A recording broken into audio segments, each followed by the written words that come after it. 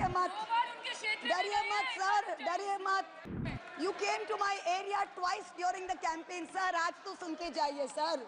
The last time I stood here, sir, the last time I stood here, I was not allowed to speak.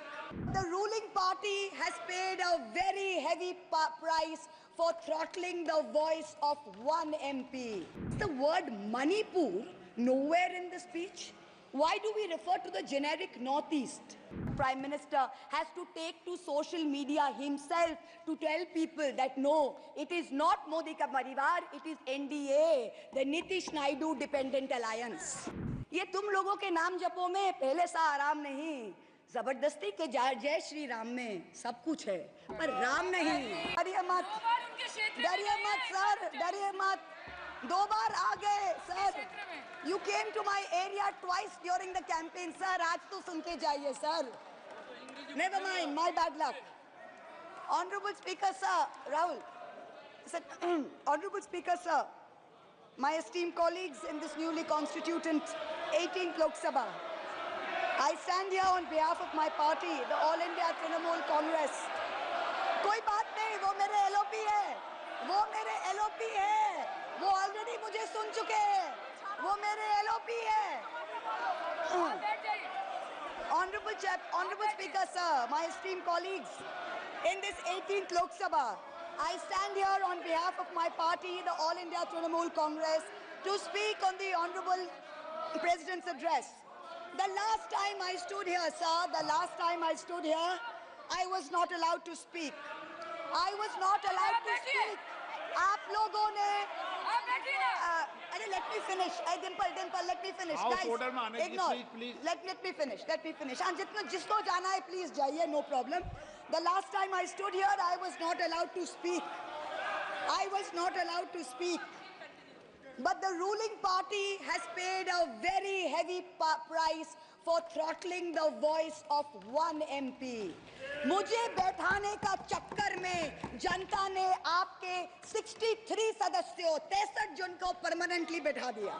You have gone down from 303 to 240.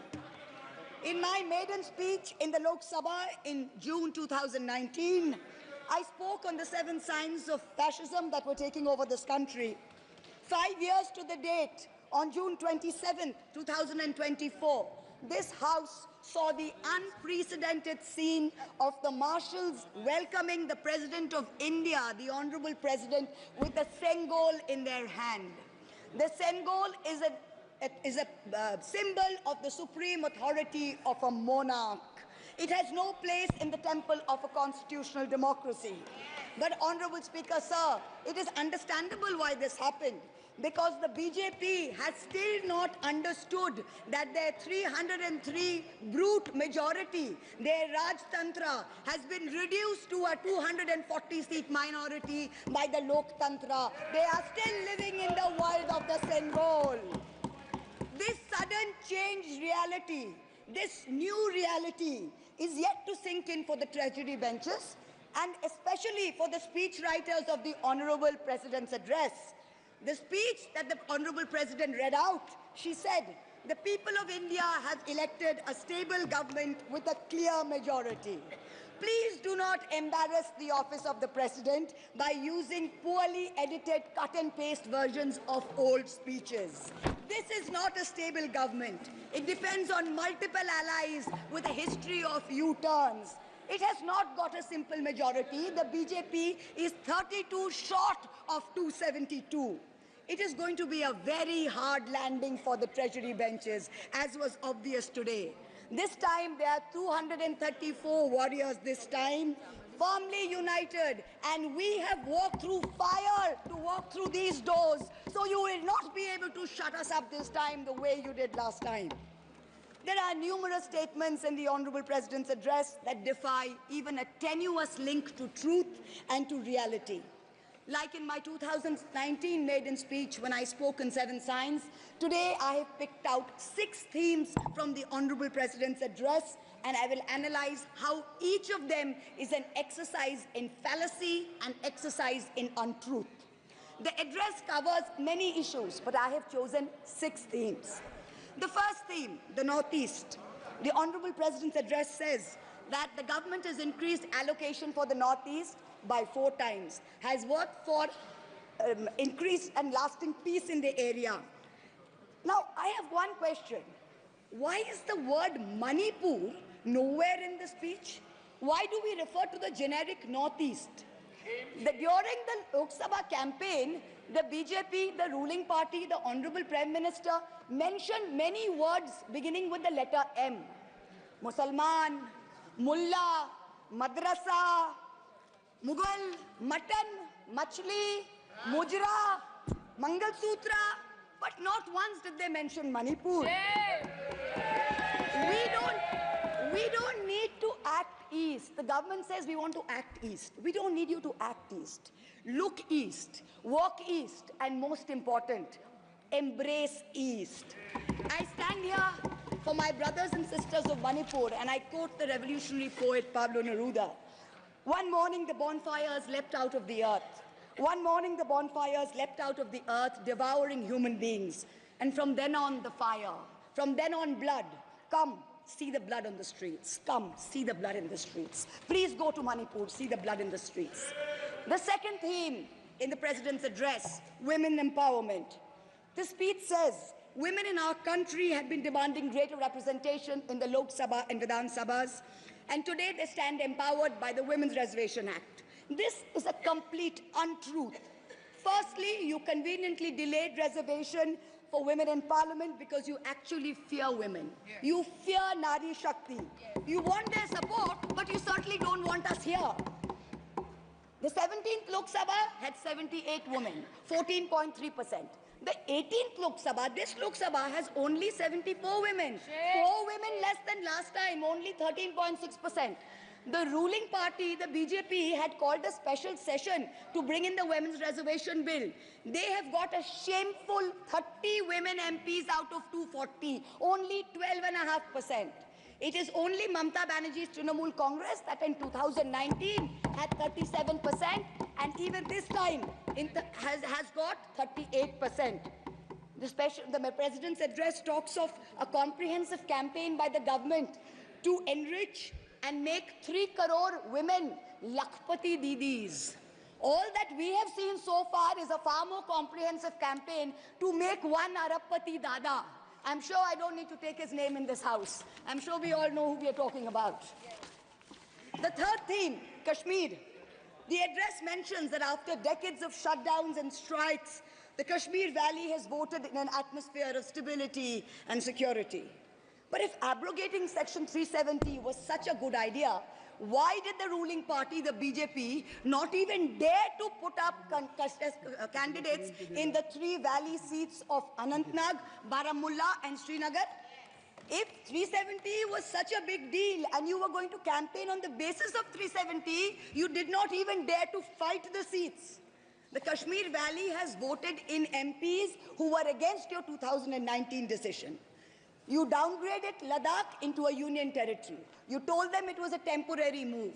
Today, 5 years later, the Ladakhis are still waiting. They have not got back their statehood. You have not given them a legislature. You have not included them in the 6th schedule. You have not given their demand of 2 separate seats of Leh and Kargil. As a result, in the current Lok Sabha, the Ladakhis have relegated you to 3rd position in the Lok Sabha. You lost it. The 4th theme in the Honorable President's address, the Election Commission of India. The speech expresses gratitude to the ECI for conducting the largest election in the world. With all humility, with no intent to denigrate the office of what used to be the august constitutional body of this land, let us as members of this opposition put on record that we won in spite of the EC, not because of it. The commissioners chosen by a government-dominated panel in willful disobedience of the Supreme Court turned a deaf ear to the most egregious violations of the Model Code of Conduct by the ruling party, by the Honorable Prime Minister with his hate-filled speeches and his divisive religion-based rhetoric. This country has been ashamed and disgusted by the language used against minorities during this campaign. This election will go down in history where an eager and compliant election commission turned a blind eye and a deaf ear against the excesses of the ruling party when the MCC was in effect. Opposition leaders were arrested, party accounts were frozen, ED and CBI even came into our election offices with impunity. Ultimately, the voters took charge and they said, "Bahut ho gaya. Enough is enough." The fifth theme, and here I have to commend the speechwriter's very dark, almost macabre sense of humor. The Indian Railways, aviation and infrastructure. The address says that work on the Ahmedabad-Mumbai bullet train is going on at a fast pace, and Indian Railways is doing feasibility studies for bullet train corridors in the north, in the south, in the east of India. Now I'm going to ask the government a question. Why are you, Honorable Chairperson? Is this a cruel joke? You are sanctioning 1,08,000 crores, 1,08,000 crores for one single Mumbai-Ahmedabad bullet train. A basic high-speed rail network costs 200 crores per kilometer. The Indian Railways is touting the Kavach anti-collision system. It's an automatic train protection system as the cheapest in the world, says 50 lakhs per kilometer is the cost. The total rail tracks in India is roughly about 126,000 kilometers. So the cost of covering all of India with Kavach is going to be 63,000 crores. All of India's Kavach costs 63,000 and one single Ahmedabad-Mumbai bullet train costs 1,08,000. Please look at the numbers. Last June in Balasore, 3 trains collided, 296 people died. The ministry said Kavach was not operational on that route. Last week, Kanchenjunga Express collided with a goods train in New Jalpaiguri. 10 people died. Again, the ministry said Kavach is not operational on the route. The Economic Times had a survey which said at the current level of funding, it will take 50 years for all of India to be covered under Kavach. And you're telling us about bullet trains. And please don't start shouting about what it was during Nehru's time. We don't know and we don't care. False equivalences cannot take the place of real body bags. The address mentions about how India is apparently the 3rd largest domestic aviation hub of the world. In truth, India's airports have become domestic hazard hubs. First in Jabalpur, then in Delhi, then in Rajkot. Newly constructed airports have canopies falling down, killing people. The newly constructed Rampath in Ayodhya has had 3 cave-ins in the last week. The Pragati Maidan tunnel is flooded. The Atal Setu has developed cracks. The Ram temple's roof is leaking. This is exactly what happens when infrastructure is poorly planned and rushed in order for photo opportunities by the supreme leaders. The sixth theme, competitive cooperative federalism. Honorable Chairperson, sir, the last decade saw the most brutal government-sponsored throttling of cooperative federalism that this country has ever seen. I speak for my own state of West Bengal. The centre has withheld 7,000 crores in Manrega funds. 17 lakh households have been deprived for work already done. It has held back 8,200 crores under the rural housing scheme, over 11 lakh houses sanctioned but not paid. Another 1,000 crores has been held back in pension and PMGSY. A total of 16,000 crores. When we went to meet the Rural Development Minister, we were dragged out by the Delhi police and bundled into prison vans. Last week, as a delegation, we went to meet with Atishi of the AAP, who was on hunger strike. Look at what is happening in the AAP government in Delhi today. The Aam Aadmi is in power in Delhi. There was a 1994 water sharing agreement which mandated Haryana to release 613 million gallons of water per day to Delhi. Haryana is run by the BJP government, and they have reneged on this agreement. They are releasing 100 million gallons less per day, as a result of which 28 lakh people in Delhi are having to go without water per day. This government's competitive cooperative federalism seems to be an exercise in how to compete on how to choke opposition-run states. भैया हमको बैठाना आप पे बहुत भारी पड़ा, हमको मत बिठाइए, बहुत भारी पड़ा आप पे, बहुत भारी पड़ा. The government spent the past 5 years. Honourable member, kindly address to the chair. The government spent the first 5 years in almost perfecting an elected autocracy. And by the end of 2023, this government had reached the pinnacle of their arrogance, where this parliamentary democracy was replaced by a monstrous super cult, the cult of the supreme leader, the non-biological leader born of the Paramatma, who stood in this house and proclaimed, "Ab ke baar 400 par, and ek akela kitno pe bhari pada." This was the turning point. This was the turning point when the destiny of the ruling party changed. Whether in Greek mythology, whether in Indian mythology, if you act with arrogance towards the gods, you will be punished. We have 33,000 gods in India, but in our democracy, the most supreme of them is the Ganadevata, the Lord of the people, and they have punished you. You may have formed a government again, but yours is a Pyrrhic victory, a victory which inflicts such a devastating toll on the victor that it is tantamount to a defeat. In Bengal, the supreme leader started his Vijay Sankalp Yatra on March 1st in the constituency of Arambagh, then came to Krishnanagar, then came to Barasat, ended on May 29th in Calcutta. मेरे ऊपर तो विशेष कृपा की उन्होंने, दो बार आए. The BJP lost all these seats. The Honorable Prime Minister did 23 campaign meetings in Bengal and lost in 20 seats. In Maharashtra, the Honorable Prime Minister campaigned in 18 seats. The NDA lost in 15 of them. Ek akela kitno pe bhari pada. In Punjab, he campaigned in Hoshiarpur, in Jalandhar, in Patiala, in Gurdaspur. The BJP all lost all the 4 seats. Ek akela kitno pe bhari pada. In Rajasthan, he campaigned in Banswara with the most disgraceful references to Muslims. In outright violation of the law, the EC kept quiet. Not only did the BJP lose Banswara by over 2 lakh votes, the BJP, which had won 25 on 25 in 2019 and won the state government only months ago, came down to 14 seats. Ek akela kitno pe bhari pada. 3 states, Uttar Pradesh, Maharashtra and Bengal, account for 170 seats. That is exactly 1/3 of India. The BJP won in only 54 of them. Ek akela kitno pe bhari pada. In 2019, the Prime Minister, the Honorable Prime Minister, had taunted the now leader of the opposition by saying that he must have used a microscope to find that one single seat in India where the minority were in majority. Honorable Chairperson, sir, it is so ironic that today the majority needed no microscope to turn the BJP into a minority. जहाँ भी majority है, वहीं आप ही minority बन गए. आप तो घुस-घुस के मारने वाले थे ना, इस बार तो जनता ने घुस-घुस के मार दिया. The treasury benches have always claimed that the opposition lacked in hard work and in merit.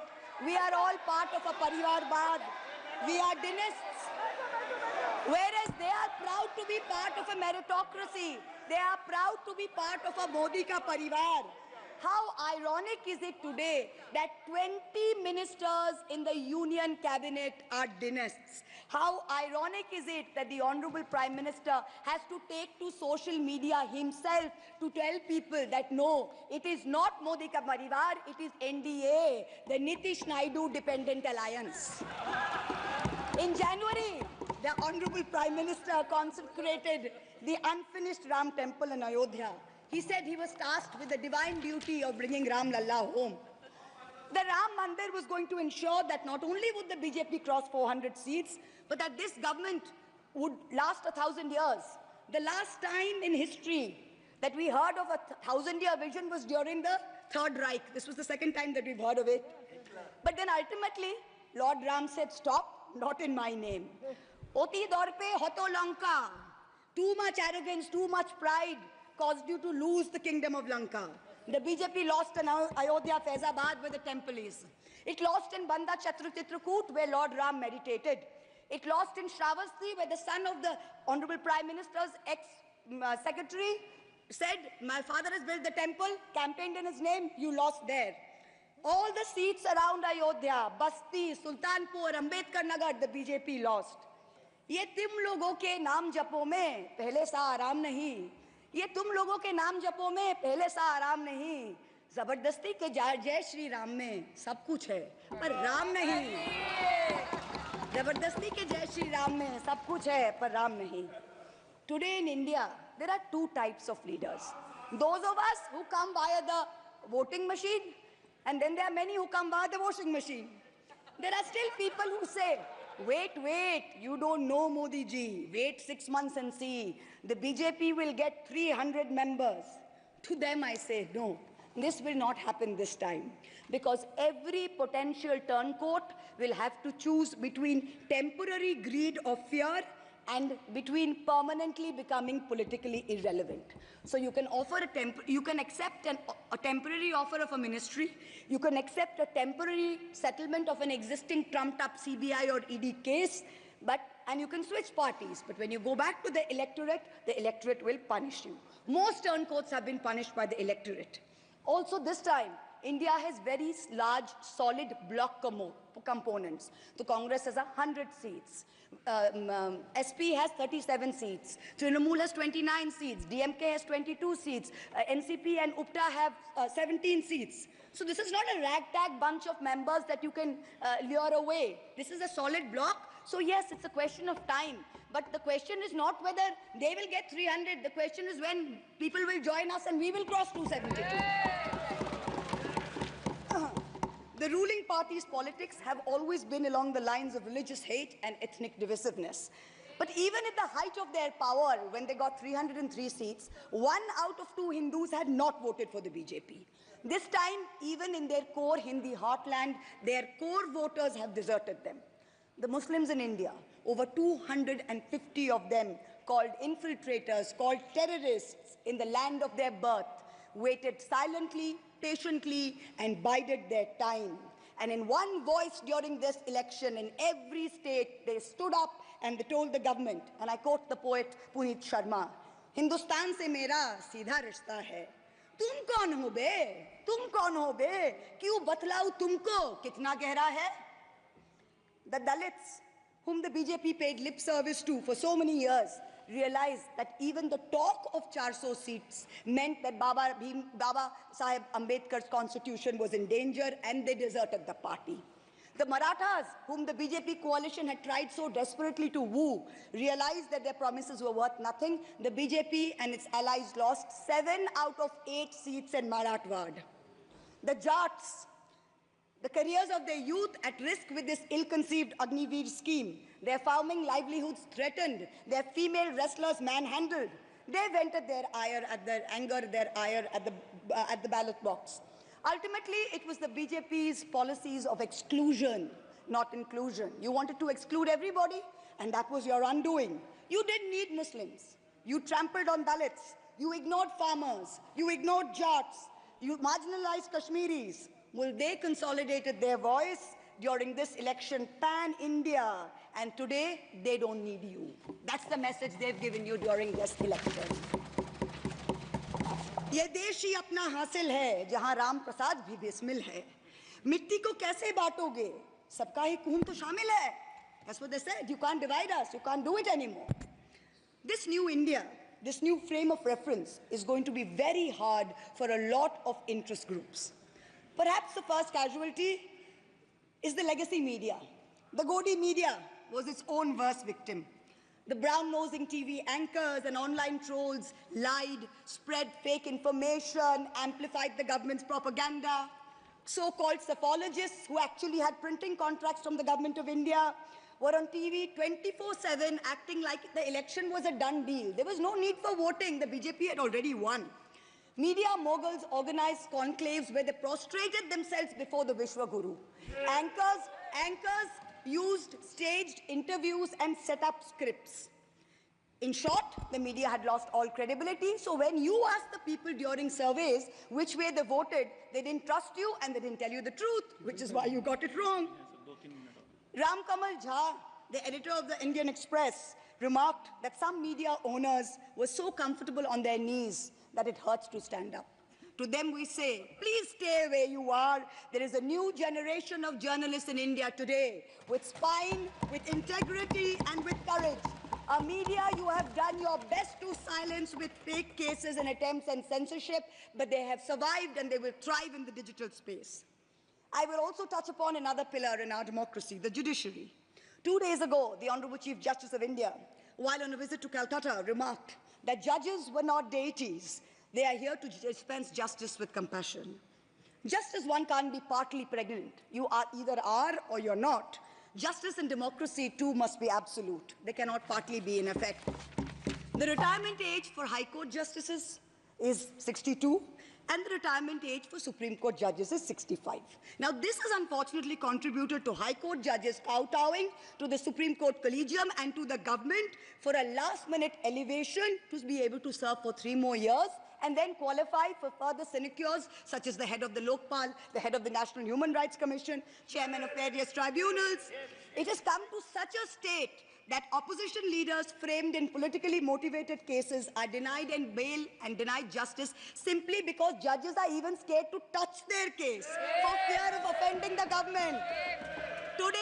Today I say, the poorest people in India who have perhaps the most to lose from offending the government in power, they have shown spine and risen to the occasion. Your lords and ladyships, heed thy inner voice, have a spine, rise to the occasion. 7 months ago, on the 8th of December, this house was transformed into a Kurusabha, presided over by a blind Dhritarashtra, where Dushrasan Darbaris made every attempt to disrobe Draupadi. The ethics committee that voted to recommend my expulsion on the 9th of November, they voted 6-4, had 10 members and 1 chairperson. Of the 5 Lok Sabha members from the BJP, 4 have not returned to the House. The chairperson, a BJP member, has also not returned. The Congress turncoat from Punjab who voted against has also not returned. The BJP lady MP from Maharashtra who started the debate in the House on behalf of the BJP has also lost. Much like Lord Krishna protected Draupadi, the people of Krishnanagar have protected me. In the last year, a lot of people look at me and say, oh, Mahua, you must have lost a lot. You lost your membership, you lost your house. And by the way, I also lost my uterus due to a surgery. But you know what I gained? I gained what Rahulji said, the freedom from fear. I do not fear you. I will see the end of you. We will see the end of you.